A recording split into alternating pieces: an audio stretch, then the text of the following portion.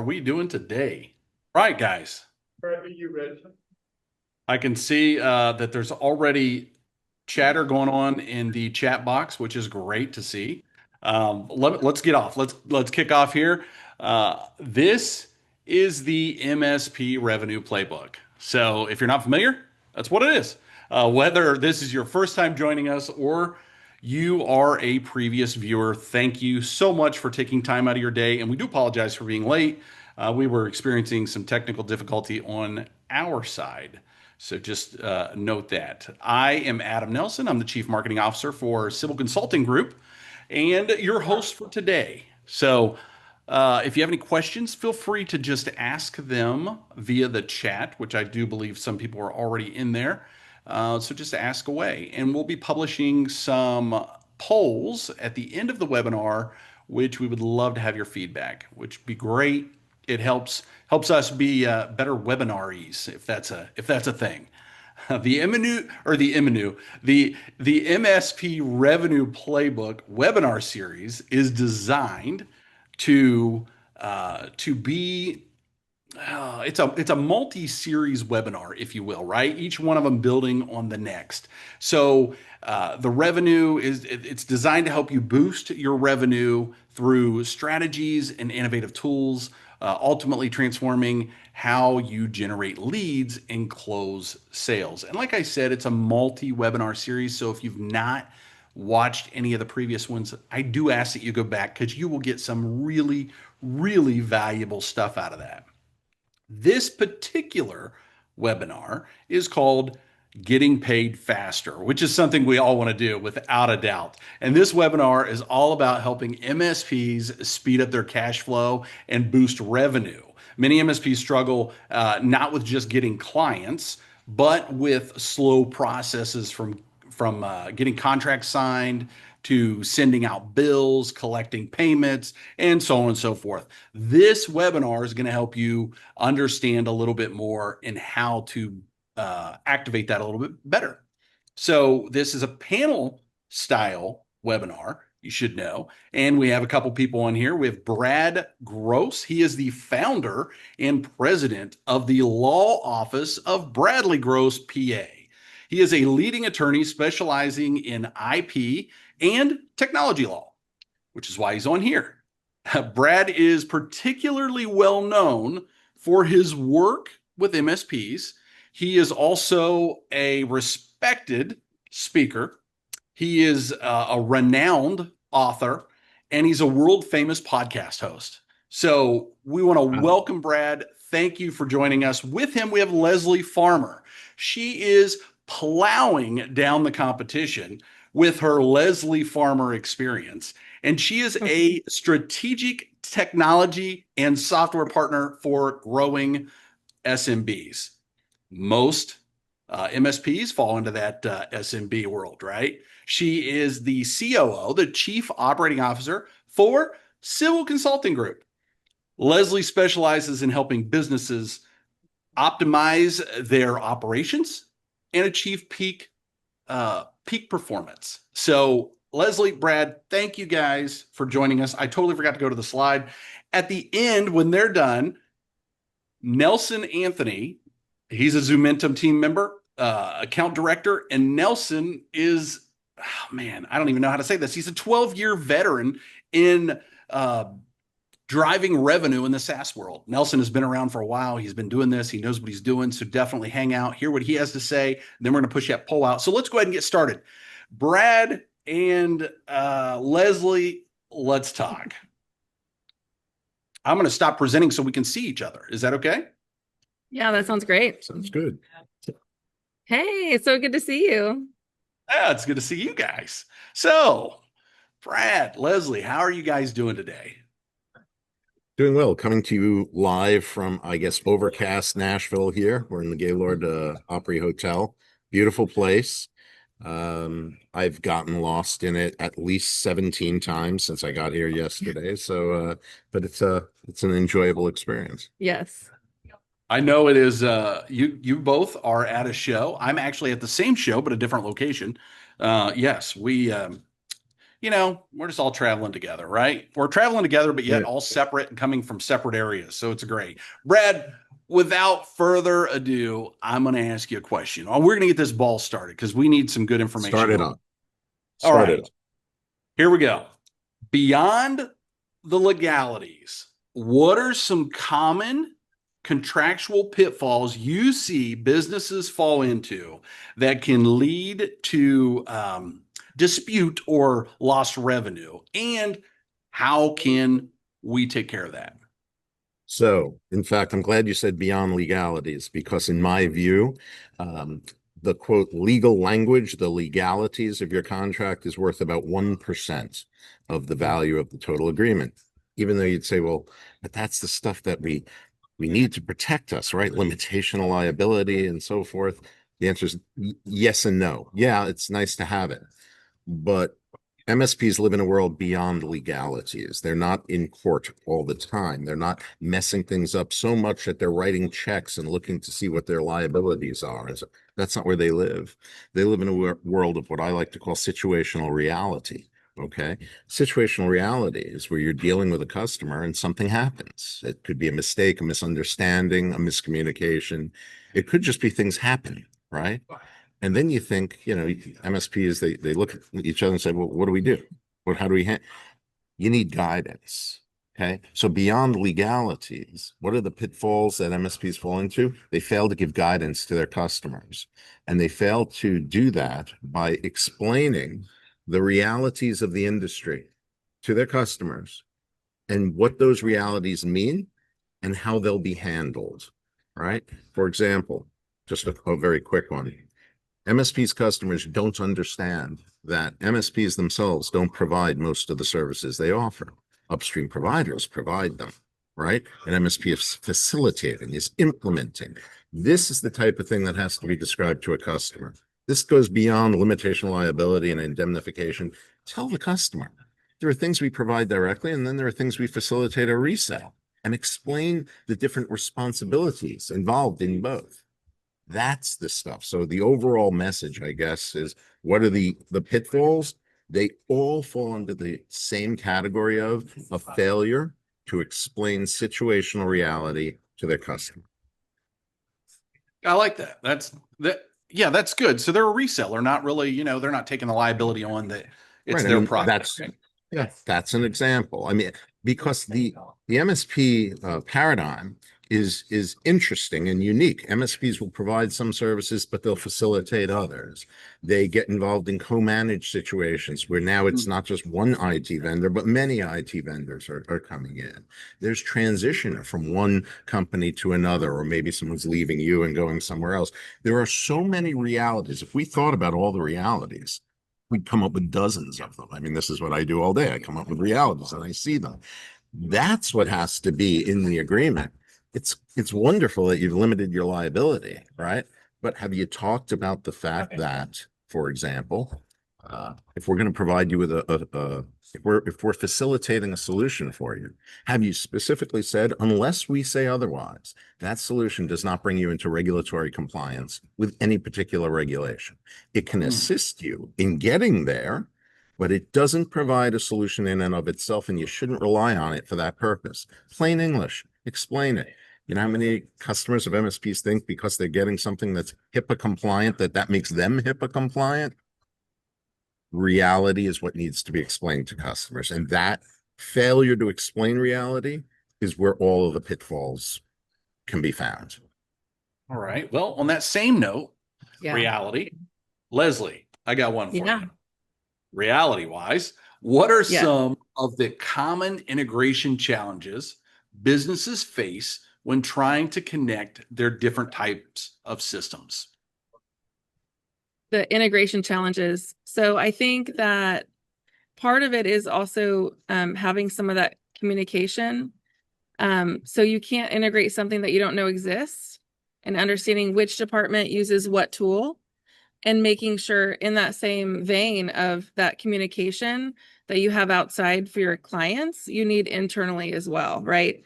So you need to make sure you know what tools you use for on a day-to-day basis, on week to week, whatever that might be. and then understand which department uses what tools, and then you can kind of see where they overlap. So there's a part there for that integration of where do they overlap and where can I either make them work together, or where do they already work together and maybe we don't realize it. There's time and time again at small businesses where, you know, you have so many different tools that you use, but you honestly don't realize what sales uses versus what operations use.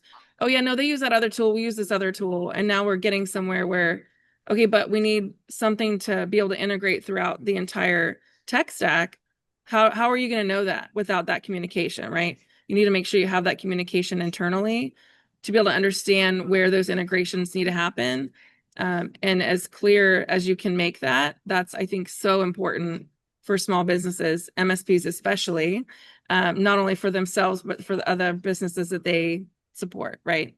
I think You know what? That's a great point, having that communication within that a lot of companies are lacking. And maybe not in the MSP world, but if the MSP could be more of a consultant in helping the client, right, understand what they're using. Because I used to work for a company and I know that I was in the marketing and there was a program that was being used in another department and I couldn't figure out why in the world we didn't have access to that. You know, it was odd, but Exactly. once we got that all taken care of, yeah, it's a much better situation. Exactly.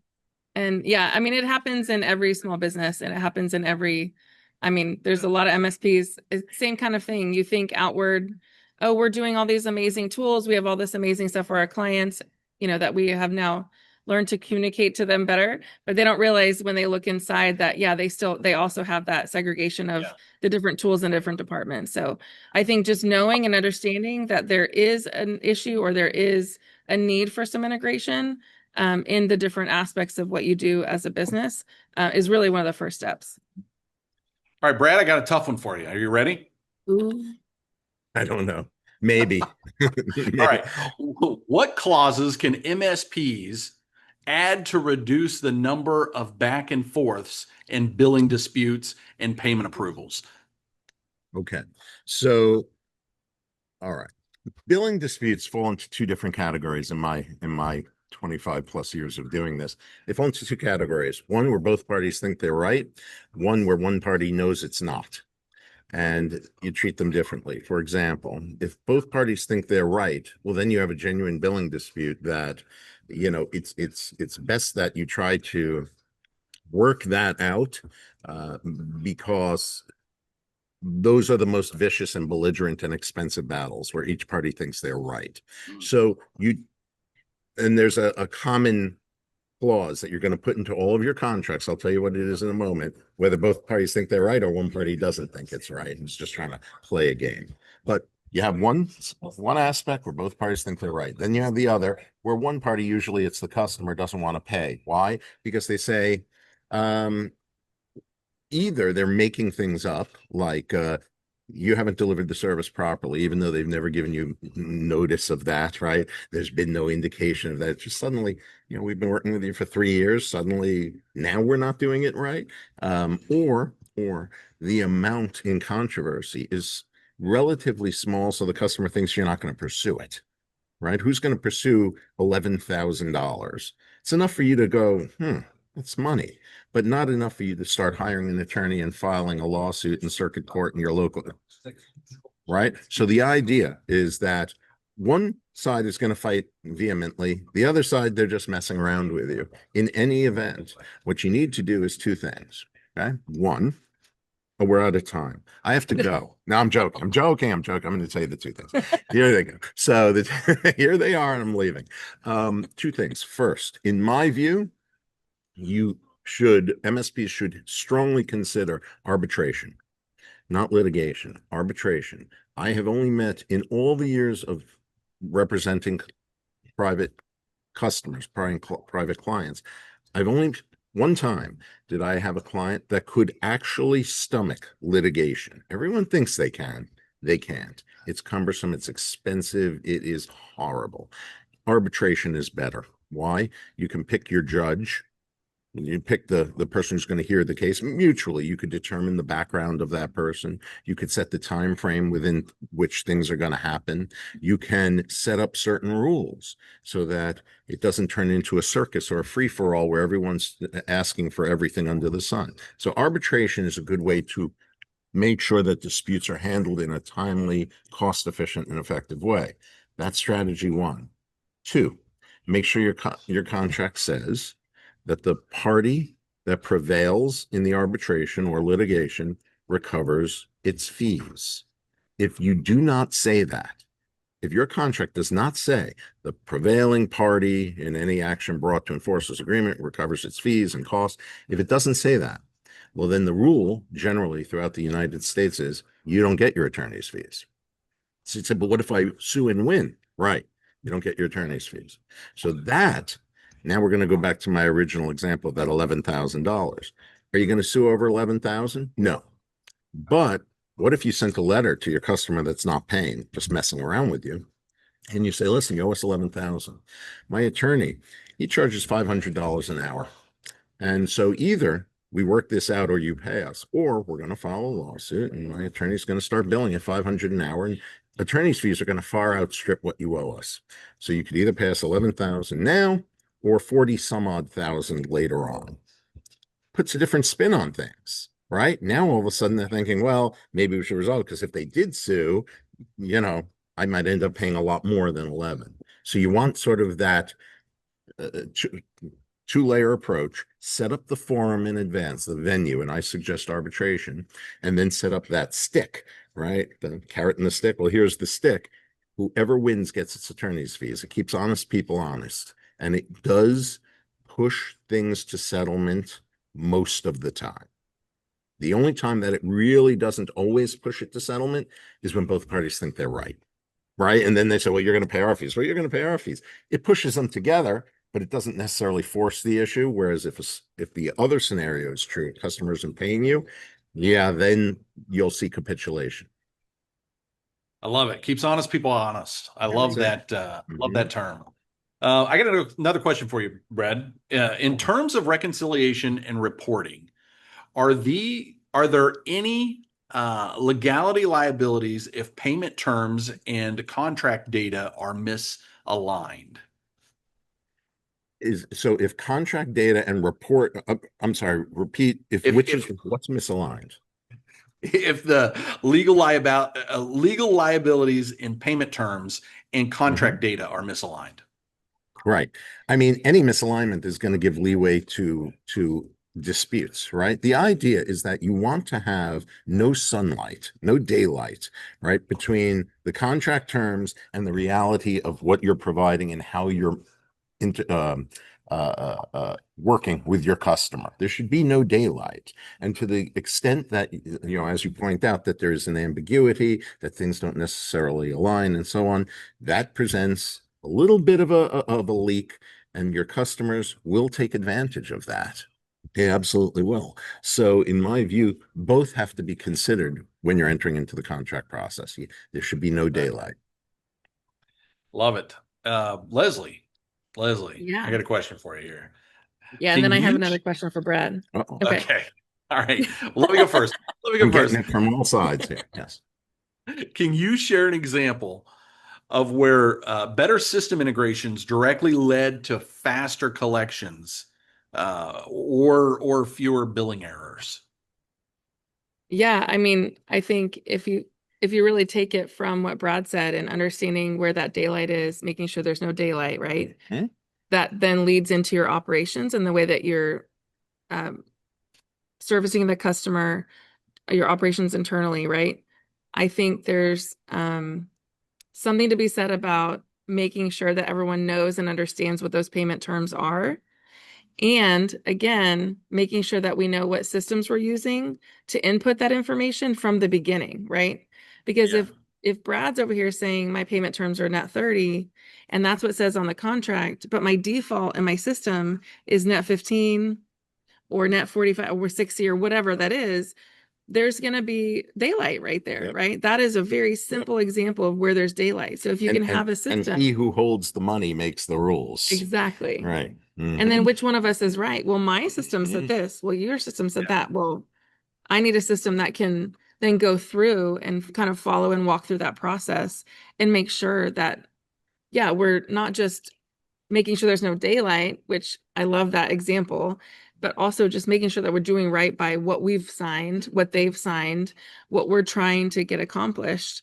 And that really does start from that very beginning, right? And that really does start from that very first tool that you use and making sure that that's aligned with the tool that you then use to service your customers, that you then use to send that invoice, right? That invoice knows when it's supposed to be due and any reminders after it's not paid yet, like, okay, when are we going to send them a reminder? Well, it depends on when it was due, right? So there, just that simple example of just going through that whole process is just an eye-opening piece to ask any small business, what does your salesperson say? What are they selling?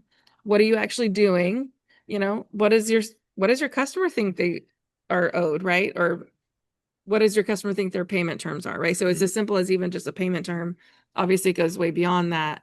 In a lot of instances, I think that's one example of the better your systems are to either sync with each other, link together, or that you can use a system that goes and flows some of that information all the way through, the better it's going to be for everybody and helping, capture that daylight or close the daylight. What is it? What did you said? Close. No daylight between the No daylight. between the surfaces. Yeah, no daylight. We don't want any daylight.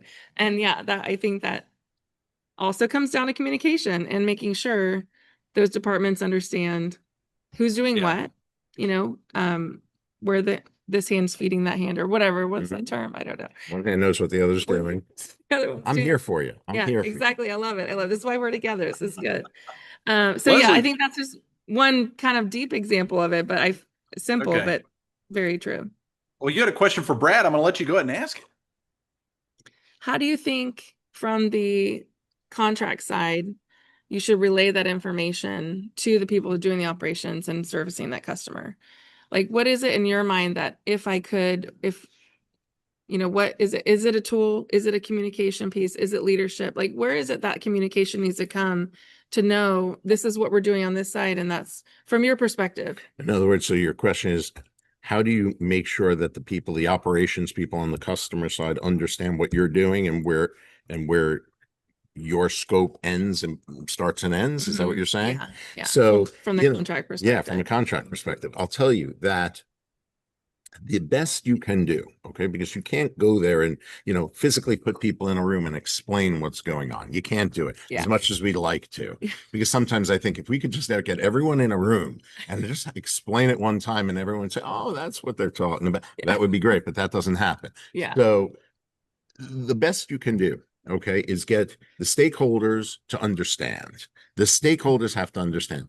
And the way you're going to get them to understand is by providing them with more information, not less.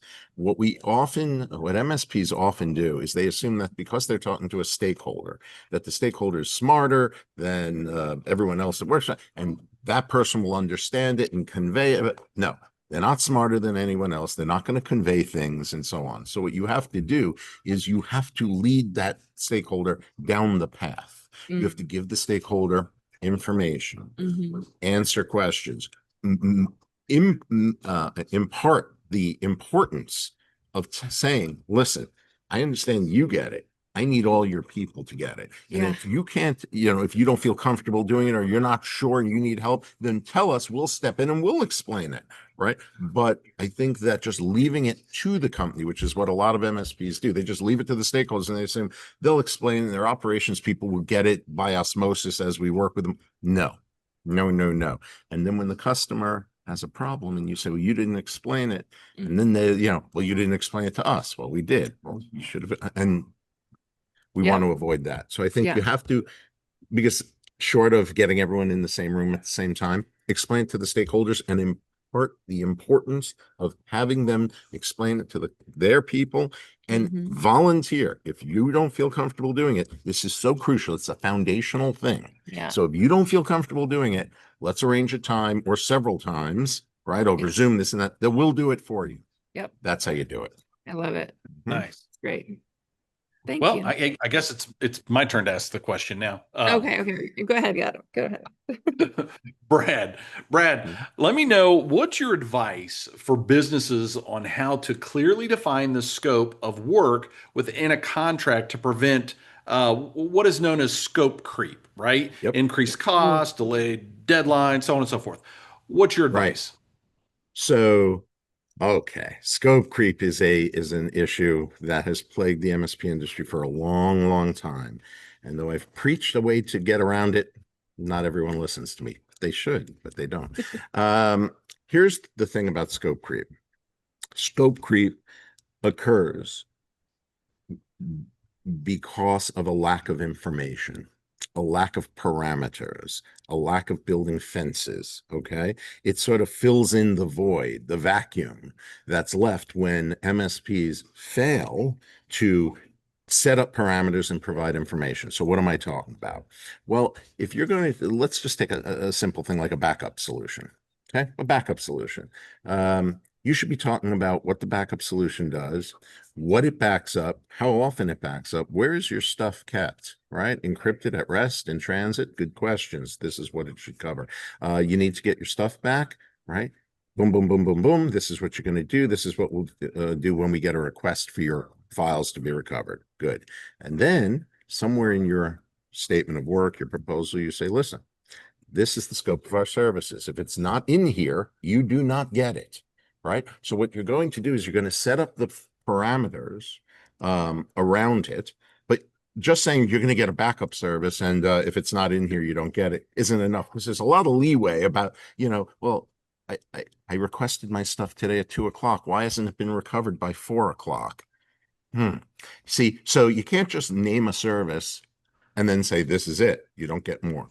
I suggest name a service, provide a background, provide information about that service, right? Set up, and also, by the way, one other thing, it's very important sometimes to talk about not just what they're getting, but what they're not going to get, right? Oh, yeah. For example, That's a good if you're one. going to provide, let's say, an endpoint solution, right? You could talk about what the endpoint solution does, how it works, what it's intended to prevent, and so forth. But let's say that does not include data remediation in case something got through. You want to put that in Mhm. that description of endpoint. You don't just want to say what it does. That's nice. That's good. But then you want to say, listen, in the unlikely event that something does happen and so forth, this is what we'll do. This is what we're not going to do unless we enter into another quote, another proposal, and so forth. Because sometimes, Mhm. these, well, and this is the key to scope creep, right? I just assumed that was thrown in there, right? So you want to explain the service, explain what it does, build the fence, explain the exclusions. Don't be afraid to explain the exclusions. That's how you're going to prevent scope creep. What I find is just MSPs fail to provide descriptions and they fail to provide exclusions. So, like I said earlier, then the person with the money makes the rules. Yeah. And that's not a good position to be in. Yeah. Oh no, I Mhm. love that about putting in the fence and then I would go as far to say making sure that your operations team understands those packages and those things and what's included and that they are also versed in that, right? You need to Mhm. make sure that they understand and know what is and is not included. So when they're trying to bust their butt trying to fix something or do something for this client, well, we do it for this other client. Well, that's actually not included, or that is included, or that actually goes somewhere else, or whatever it might be. Mhm. And then making sure that that kind of flows through Mhm. to the whole team. The whole team Right. needs to And that know. goes back to how you communicate that, Yes, right? exactly. The question before. Exactly. So I'm going to ask you both, totally off script. Here we go. All right. But this whole thing was off screen. Go on. Mhm. I'm an MSP. I want to get paid faster. Like I am tired of chasing money. I just want to get paid. One, what do I need in my contract? Two, what software do I need to make it happen? Well, I'll go from a contract Mhm. perspective. There are things, look, we could we could paper this deal all you want, right? We could talk about the net 30 terms or whatever the terms are and put interest payments and threaten to suspend the services if we don't get our money and so on. Are you really going to suspend services or not? That's a sort of a case specific fact by, case by case analysis. But I think that it's not so much a legal thing, right? You want to build in the protections and, get your attorney's fees if you have to enforce it. Everything we said before still remains. Right. But I think that from what I have seen, counseling thousands of MSPs, thousands over 25 years, the biggest way to get paid is to insist you get paid. Right? How many MSPs do I talk to all the time? And they'll say, listen, yeah, I know this guy's like 6 months behind in his bills. 6 months behind? You waited 1 month I get, 2 months starts to get, questionable. 3 months? You have to take steps. You have to implement your contract solutions, whether that be to suspend service after notice, right? So that was going to be my question. When do you cut them off? Well, I think that you have to two-layered approach. You have to give yourself the ability to cut them off, and then you have to exercise judgment when you do so. So think about it like the electric company. Okay, the electric company can cut off your service if you don't pay their bill. They can. You actually, when you sign up for it, it says we could suspend service if we don't receive payment. But how many of us have forgotten to pay an electric bill or whatever because it's not on auto pay? So you get a notice and then you get another notice and you're like, oh, I got to pay this. Your service wasn't cut off. Why? Because just because they have the ability to do it doesn't mean they will. I use the same analogy to MSPs. I would suggest you give yourself the ability to do it, but don't just cut people off because it affects others. And there may or may not be reasons why the payment hasn't come, but that doesn't mean you have to put up with it for long. So my suggestion is if they don't pay once, in your contract, it should say, we'll send you notice. If you don't pay after that, then we could suspend your services. And then when an MSP says, well, should I cut them off? I would say, did you send them a bill? Yes. Did you send them notice clearly saying you haven't paid? And here's the date by which we're going to suspend services before? Yes. Well, then do it. I mean, you're not a bank. No one listening to this is a bank, I don't think. And so, right, so now another bank's like, we're a bank. You're not a bank and you don't want to be. Right. So while I suggest leeway, right, business terms are, sometimes people pay late. Once, all the stats show that once a bill is more than 90 days unpaid, the collection, the ability to collect drops precipitously. So I would suggest that after at least one, maybe two notices, that's when you suspend services. Well, what is that might hurt them? That might they can't get their data right. Well, that's the contract they signed. Yeah. The electric company eventually, if you don't pay the bill, they will cut your service. Well, my dad's heart monitor relies on. Well, pay your bill, right? Pay your bill. We gave you a notice. We gave you another notice. At some point, this world involves contracts. So I think the days of MSP is saying, I let it go for 4 or 5, 6 months. Yeah. You want to get paid faster? Insist on payment. Yeah. I love it. And Leslie, I'm going to defer that question from you. I'm going to pull that from you.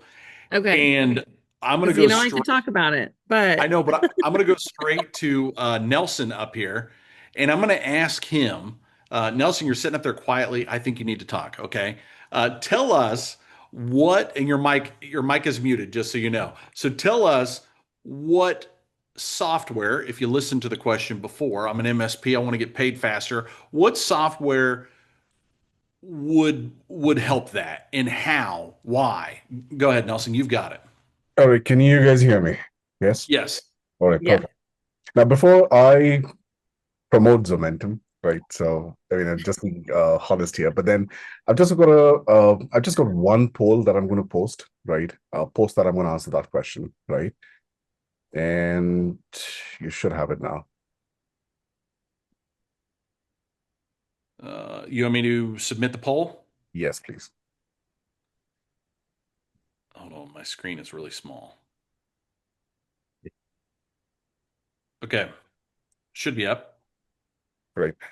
So, what tool? I would say any my tool God. that can integrate with your existing tool stack is something that I would go for, because there are two things that we, as in fact, I speak to at least 8 or 10 MSPs on a daily basis, right? And there's one side of the business wherein you create a better looking, like an amazing proposal, right, or a quote, and you send it across to your customers, right? And once it's approved, you create an invoice and send that invoice over to your customers, right? And again, there's you wait again for the payment, right? And meanwhile, you're stuck in this follow-up hell. Like, nobody likes anybody following up. Like, okay, yeah, that silence is something nobody likes, right? That's where Zomentum comes into play, right?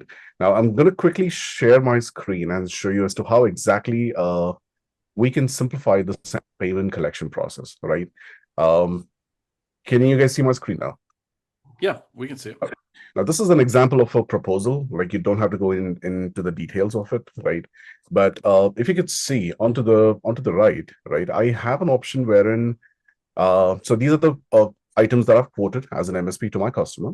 I can simply go to the payment section and enable payments here. So either a credit card or ACH in this case. And the best part is I could also pass over the transaction fees onto my customer. So I don't have to kind of have this time to argue with my customer saying that, what, I can't pay that fee, it has to be paid by you, or vice versa, right? And sometimes, like, MSPs do collect a certain payment upfront, right? So that payment terms can be set up right here itself. Sometimes it's 50% upfront, or yada, yada, yada. And you can also display this entire terms of the document and also the payment terms as well, so that it's pretty transparent as to the MSP, the end customer knows as to what they are paying for and what's their monthly fee and what's their recurring fee. Most often, this particular piece of it gets it's not clear for the end customers. That's why they might accept the quote or they might sign off on the proposal, but then they're hesitant in making the payments is because they don't know what they've signed up for, all right? And that's where Zomentum payments comes into play. So we have got this really nice looking document builder, which is the quoting platform, which is integrated with a CRM, which gives you visibility of a deal at every stage, all right? And now we have payments, which fills this entire purpose of not just creating quotes for your customers, all right, but then also collecting those payments from your customers, right?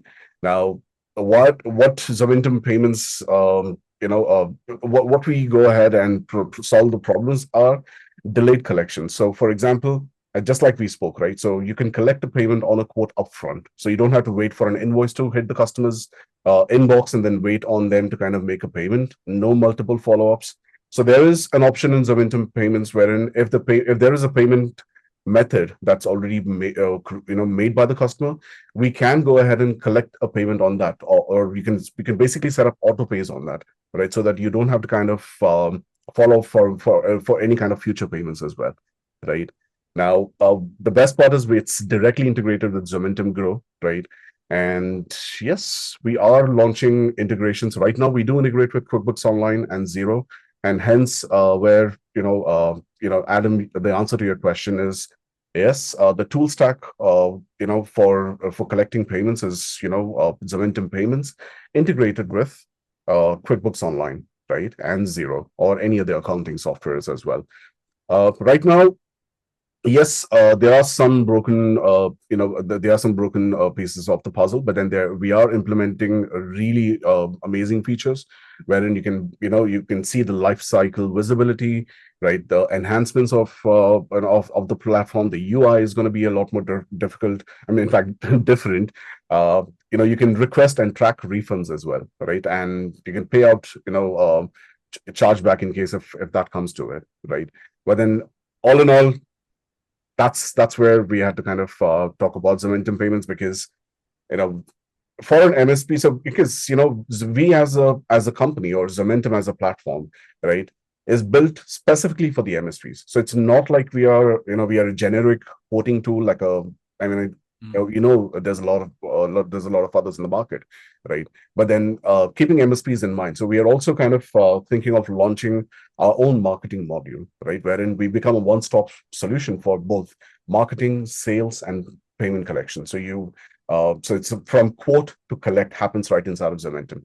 Only integrations happens to your PSA to ensure that, your after sales activities are more efficient there, right?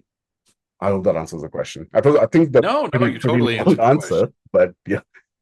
And looking at the poll answers, I'm quite surprised. That itself answers the question, right? So the moment you send your first invoice out, you really have to chase your customers to make a payment. You had me at ability to collect payment up front. You had me at that. Yeah. That's it, right? Because there's when you learn negotiation,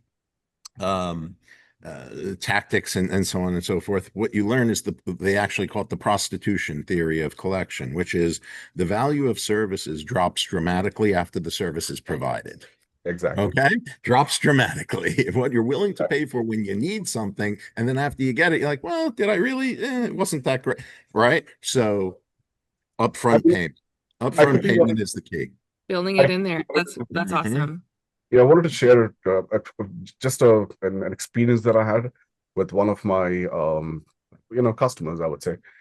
So I mean, that's where legal part of it came into play, right? So I offered a trial for a guy for about 15 days, and my guy signed up for a trial, and he decides to go on a vacation for about 10 days of his 14 days, right?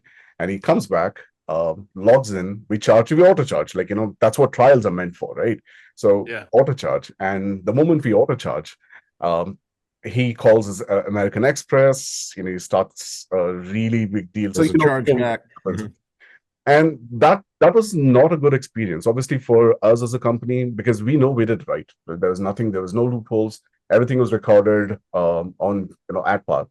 But we really started having, negative calls and everything. And so I'm like, when you were talking about these things, Leslie, and I just thought I'd kind of share my feedback as to what me as a sales guy goes through, right?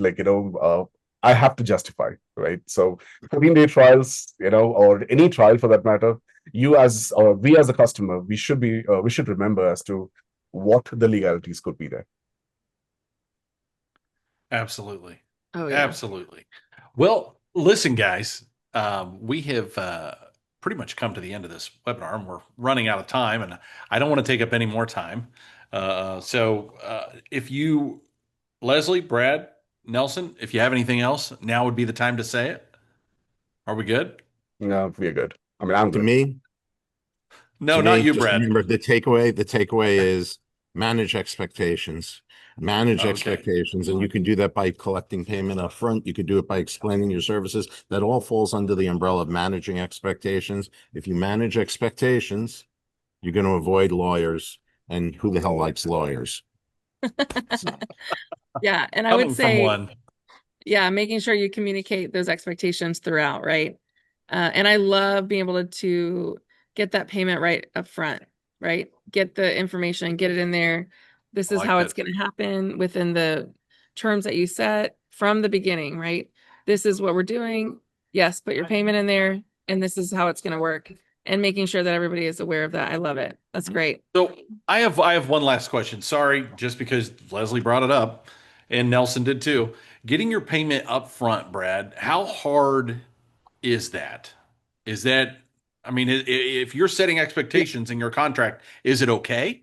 It's only as hard as you make it, right? I mean, look, candidly, the way law firms work, or at least law firms that don't run large receivables, because receivables will kill any service industry, including a law firm. Law firms collect retainers, right? People say, oh, I hate paying a lawyer a retainer. You got to pay a retainer. Yeah, well, there's a reason for it, right? Because lawyers learned the prostitution theory. After you give the service, suddenly it's like, oh, I don't need the lawyer for that. Well, now you're arguing. It's as hard as you want to make it, but I can tell you that it's not unusual. It shouldn't be treated as anathema that I'm asking for money up front. Right. No, that's it. You're not a bank. None of you can afford to, float your customers for months and months and months. So don't do it. And if you do that, then understand you might not get paid. And then you're going to look back and say, I should have just collected money up front and stayed on top of it. Yep. So I love it. Yeah. So it's my 2 cents again. I mean, I'm in the sales business, right? So I do talk to a lot of MSPs, and one thing I learned is MSPs hesitate to ask that upfront payment, right? So Yeah. that is something that you need to shy away from, right? So if I'm able to collect an upfront payment from see, my ICP is an MSP, right? So if I'm able to collect a certain, let's say, $500 as an upfront payment for a cost, I mean, that's not the real cost of Zomentum, but I'm just saying, right? So if I'm able to collect that $500 upfront from you, you should also be able to collect that upfront without hesitating from your customers, right? So because again, comes back to Leslie's theory, right? The moment you get a service, the values drop down 90% itself. Yeah. And I've Right. experienced this. Like, our onboarding fees are at $500. I'm just giving an example. So I tried to kind of give it for free, just like for one or two customers, and then tried introducing the onboarding fee as a one-time charge. But then they were not accepting it because they've already got the value, right? You got it. Yep. Yep. It's So, uncomfortable Nelson, asking for money up front. It's uncomfortable, but you know what's more uncomfortable? Sending them a letter saying we're going to suspend your services because you haven't paid your bill. yeah, So pick your discomfort. good point. Yeah. That's good. I like know, That is a that. very good point. Nelson, do have a question for you. Somebody to ask what is the cost of the payment side? Is that something you want to go into now or talk a little bit about? It's pretty straightforward. It's better than what you're paying outside. So there are no monthly fees for it, that I can tell you. You only pay for your transaction fees. So for credit cards, it's at 2.9% plus 30 cents. And for ACH, it's at 0.8% plus 30 cents, but capped at a maximum of $5. All right. This is the best part, all right? So we don't charge you for higher processing fees or higher transaction volumes. So even if you're transacting at, even if there's a one transaction which is at $50,000, you still pay maximum of $5 and nothing more than that. Very good. Yeah, that seem like reasonable rates by any means. Yep. All right. Well, I'd like to thank you all for joining. I'd like to thank the Nelson, Leslie, and Brad for speaking. I appreciate that. And all of the Zomentum clients out there and non-clients that's watching today. Thank you all and have a good day.